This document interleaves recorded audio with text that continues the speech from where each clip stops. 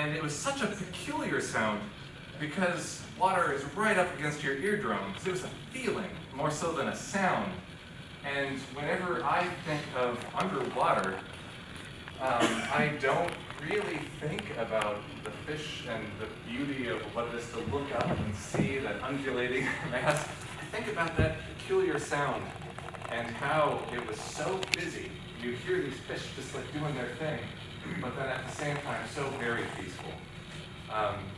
This piece, Then Which Gives Life, does speak to such a delicate ecosystem we enjoy in this part of the planet, and also what a delicate experience it is for us to find that sort of peace of mind when we are in fact underwater, and there's still all of this stuff going on. So Laurel did go shopping with me.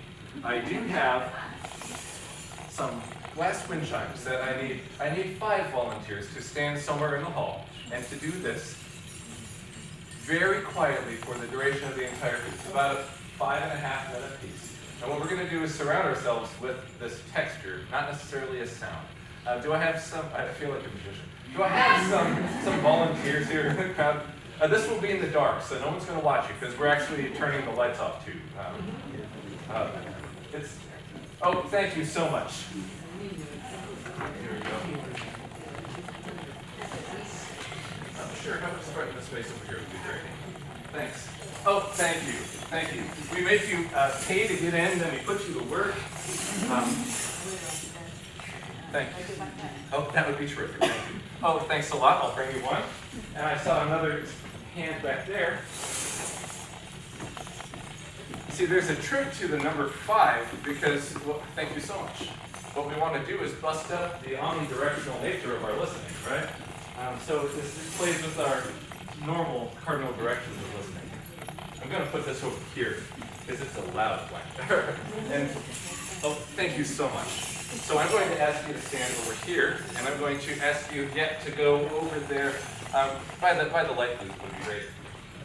I think this is going to do the job. Thanks. On second thought, could we put you right over here? And what a lovely dress at that. And for those of you who didn't raise your hand, I'm still going to make you a volunteer anyway. Let me explain. In your hands you have a program, and you're going to be our splash. Let me explain.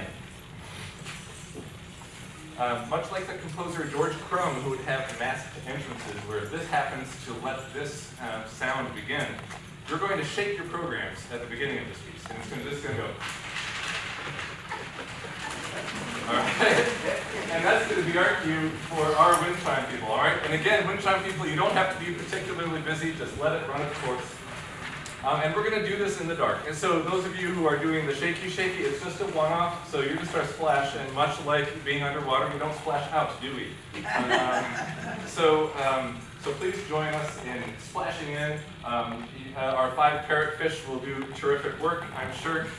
And there will be points during this in which I don't play. It's just going to be you providing what we would call a soundscape. And you'll see me step away from the marimba. Actually, you'll see a silhouette of me stepping away from the marimba. I will cue everyone because we're going to turn these lights down. Aaron is helping me on the board. Aaron, this would be a great time to do this. So look for the cue. It goes like this, all right? Wow, that was fast.